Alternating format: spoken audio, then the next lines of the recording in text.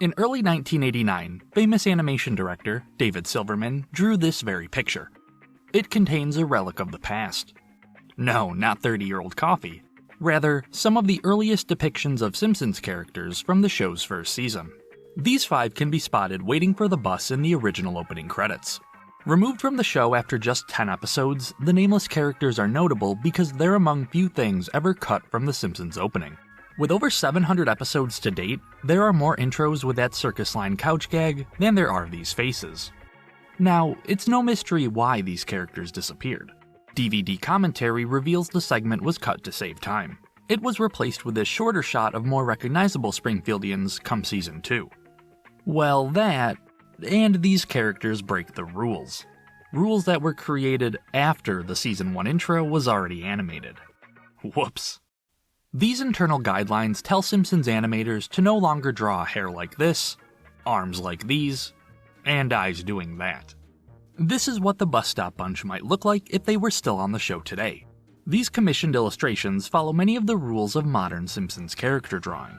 Today, this rulebook spans hundreds of pages, and down the rabbit hole we go. Behind the bus stop is a world of art, science, and math.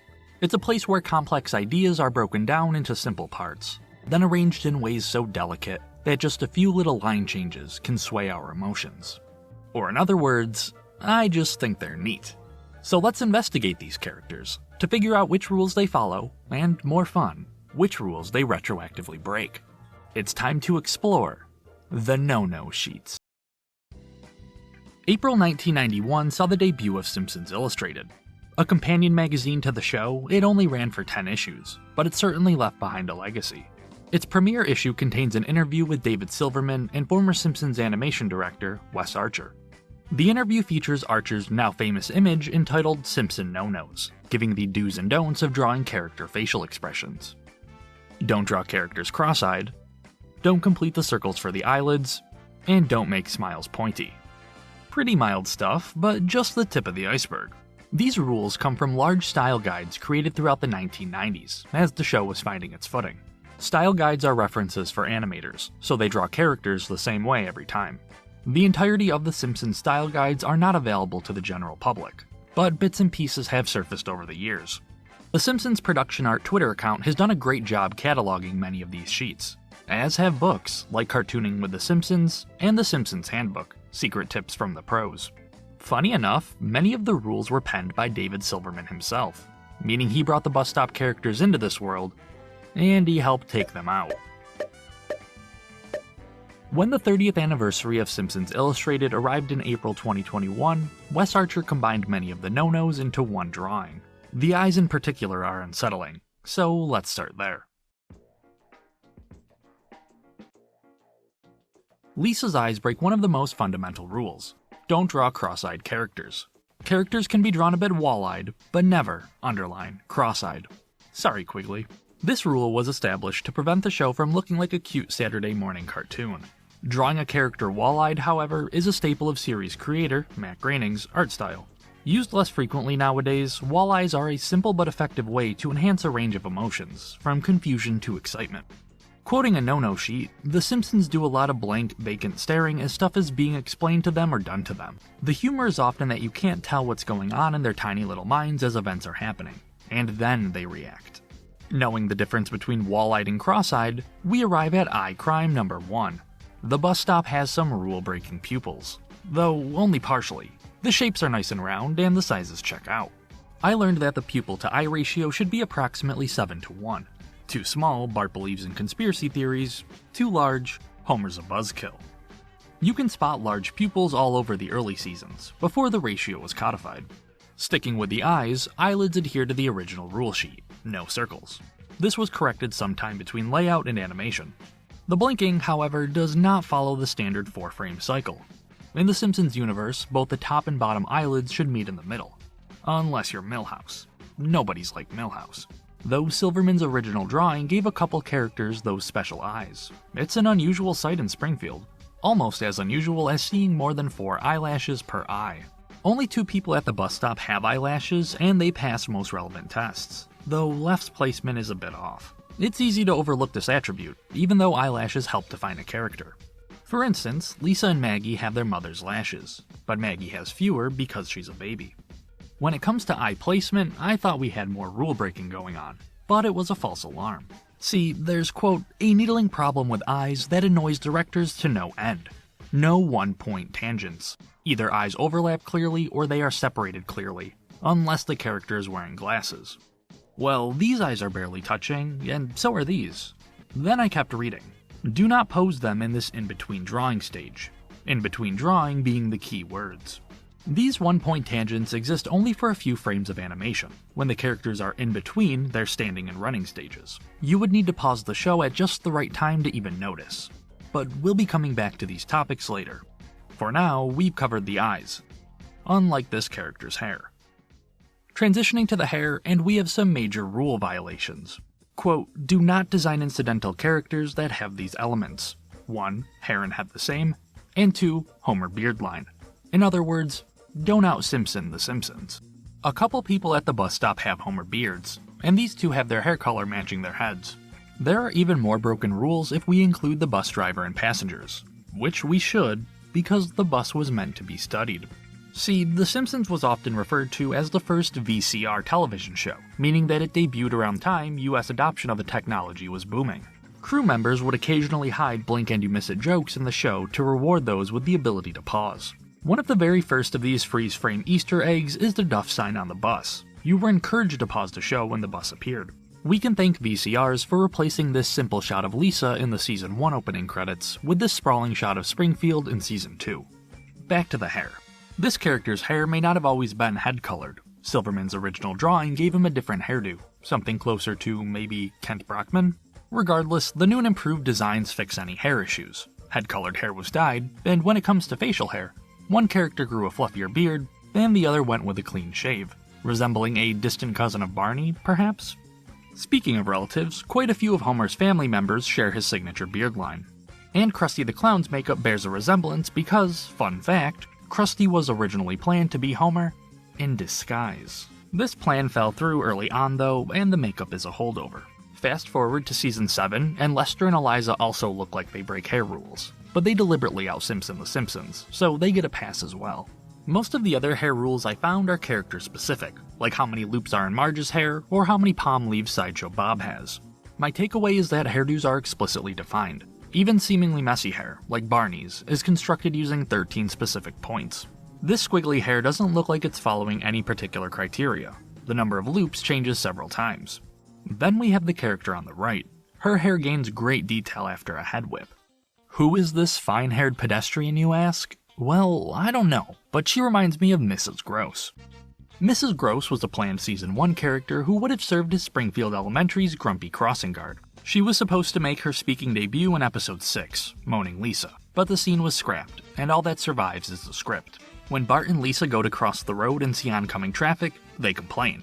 Mrs. Gross hits them with a, "Don't tell me how to do my job." Underneath all that anger is a talented singer. Mrs. Gross was originally a performer in Season 4's A Streetcar Named Marge. This time, her character made it all the way to the animatic, but didn't make callbacks. She was replaced in the final animation. Missing the bus, once again. Moving on to the next section, can you figure out what's wrong with this drawing of Bart? Pause if you need to, it's subtle. The answer is the teeth.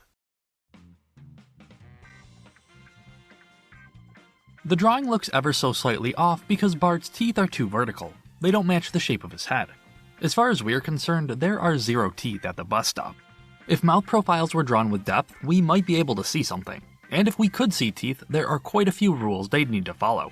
Teeth are emphasized all over the character sheets. When doing the teeth, you must have at least 3 lines in the smile. 4 lines is better than 3, 3 is the minimum amount. Don't draw teeth too small, and only use sharp teeth when directed, like in Last Exit to Springfield for comedic effect. This sharp-toothed Homer from the Tracy Ullman Show was years before the rule was established. It also retroactively breaks 2 additional rules. 1, never draw a line through the teeth, and 2, no demonic expressions. In the words of David Silverman, The Simpsons are not deliberately cruel or cunning. They often do cruel, and sometimes cunning things, but they don't plan to, they just react. They don't think, I'll do this and get back at them, nyahaha. Their minds don't work like that. They're impulsive, reacting to the situation immediately, without premeditation. If you're wondering why this rule was established, look no further than Season 1, Episode 4. Let's look at a friendlier face. Okay, good. Happy Bart. Quote, stop doing this cutesy, curved up happy eyeball line. This ain't Don Bluth. If they're laughing, maybe it's okay, but nowhere else. It's a little too precious. Don't over-emote, don't overact. This ties in with Groening's whole less is more approach to animation. Quote, keep things simple. Lots of cartoonists who should know better add complicated details to their drawings that merely clutter things up. You can convey space, motion, and feeling with surprisingly few lines. The Simpsons is a masterclass in this. Just a few small line changes can drastically alter the tone of a drawing. And I can think of no better time than now to bring up the face. A face so polarizing it's no longer used. A face so noteworthy it comes with a disclaimer. Note, do not use unless instructed to by director. A face known only as Twisterhead. Twisterhead was used a lot in the early years of The Simpsons. While it was occasionally used as an in-between frame for fast head turning, it was primarily used by Bart emphasizing certain words. Twisterhead falls into the category of drawings known as accent drawings. Accent drawings aren't meant to be held very long, 1/12 of a second usually. They're brief, serving only to enhance an animation. Stretch Your Mouth is another accent drawing, and it too comes with a caution. We don't see many, if any, accent drawings at the bus stop. There are some exaggerated reactions, but nothing that looks like this. And that's okay. The fact so many accent drawings look unsettling is proof that the animators are following the rules. They're not overusing these. I'm reminded of this drawing by Jay Lender, SpongeBob SquarePants storyboard artist. For every one over-the-top expression, draw 100 normal expressions, at least. Twisterhead would be phased out sometime around Season 8, coming back in Treehouse of Horror 25 when the Simpsons family meet their former selves. Continuing on with the bus stop faces, lips are well defined and not too pointy, with no signs of what is known as duck billing. Ears are drawn correctly, just the right amount of inner padding, and noses are positioned in usual ways. Cartooning with The Simpsons states pupils should not be hidden by the nose, but I'm hesitant to dock a point here. Guy just has a big nose. Large noses, or even pig-like noses for that matter, don't break the rules. Otherwise, Moe would need a rhinoplasty. Oh, they did that plot already? There are plenty more face-related rules, but they're not really applicable to the bus stop. Mostly because the characters never interact with one another. Like, there's this 30-page document just on how characters should look when talking to each other. Lip syncing's also an interesting topic, but alas, no dialogue. By the way, there's potentially a bunch of dialogue in the show that's gone undocumented. Lip readers, now's your time to shine. Quote, let's say you're dealing with a scene featuring characters standing in the distance talking. There's no recorded dialogue for what they are saying. They are too far away to hear. But now, we need to provide a bogus lip assignment for each character speaking. Here's your chance to write dialogue on The Simpsons. Now, for all we know, these background conversations could just be random mouth movements. But, in theory, one might be able to approximate dialogue using the more detailed mouth charts. I'm curious what jokes animators hid in the show, if any. Just not enough to reverse engineer it myself. Anybody? When it comes to clothing, I was hard-pressed to find rules. There's character-specific stuff, but no general guidelines, so I cross-referenced the Bus Stop Bunch against the characters listed on the Simpsons wiki, to see if there were any matching outfits. Plenty of characters wear open jackets with ties and dress pants. Silverman always envisioned this character with a large tie. I had trouble finding one so big, but radio host Birch Barlow's comes close. Red dresses and shoes are common in Springfield, as are outfits with ruffles around the neck. This look is a combination of what Smithers, Carl, and Kirk wear. Finding a shirt with buttons laid out precisely like this was surprisingly tricky, but then I found Shelbyville Abe. And lastly, maybe Mrs. Gross. She's hard to clothes shop for. I can find bathrobes and wizard robes that somewhat resemble what she's wearing, but not many characters wear dresses with a throwover. The best match might just be this woman from Principal and the Pauper, so while Mrs. Gross has rare clothing, it's not anything off-model or out of place. But the outfit is something you can only find in her closet, right beside the skeletons. Quote, underneath Homer is a thin guy trying to stay put. This bizarre exercise is to merely illustrate that all the Simpsons characters should be approached with human anatomy in mind. That is to say, they have elbows, wrists, knees, ankles, chests, rib cages, stomachs, and shoulders that rotate. You can build a Homer suit around this regular, well, somewhat regular, guy, which will correspond to the key features of his anatomy. The anatomy of the Bus Stop Bunch checks most of these boxes, though the woman in red lacks elbows, resembling these gag drawings by Wes Archer. Nitpicks aside, Simpsons characters have always been drawn with rather realistic human anatomy and proportions. Even some of the ridiculous Season 1 background characters follow these body principles. However, if this character existed nowadays, his stomach would likely be solid, not as soft and squishy, more circular. Simple circles are used to construct so many characters in the Simpsons universe, not just in terms of shape, but also scale. Ned is 5.5 head balls high, Marge's hair is twice the height of her head, and Maggie's head is 4.5 eyeballs tall. Speaking of little eyes, I spy a few hands posed with only 3 fingers, but this changes to the standard 4 once running starts. And when the running does start, we have some nice rounded joints, something emphasized all over the Simpsons handbook. I get it, animating a moving body is difficult. Quote, "These drawings of Bart are, in fact, from a little place we know called hell. How bad is this? Let me count the ways. 1. Oddly shaped Frankenstein head. 2. Stupid little grin. 3. Big butt. And 4. Dopey poses. Sorry, I can't take much more of this. If you find yourself drawing like this, start again. Do not turn into your director. He will brain you." Sounds harsh, but I've been cherry-picking these sheets. For every one strongly worded note, you get another saying how good of a job the team is doing overall. Here's a note with both frustration and praise. Quote, "This layout is from the depths of hell. The nurse is fairly okay, though her perspective is a bit flabby. With Bart, however, the question is, what's right with this drawing? The answer, nothing. It's just plain old bad. And now, through the hands of a good artist, heaven is achieved. Eric Stefani redid the layout for me, and I went from heaven to heaven. Notice the clarity in form and perspective. Also note how the hand is rendered. The nurse's expression is improved as well. And now the punchline, this scene was cut. At least practice makes perfect, is what I would say until my research led me to another cut scene, the Squirrel House. The Squirrel House is an unused shot of the Simpsons house from Treehouse of Horror 5. Allegedly, it took artist Lance Wilder a day and a half to draw all these squirrels. It was animated, but cut from the final episode because the squirrels were difficult to see on standard definition televisions. The line art was too dense.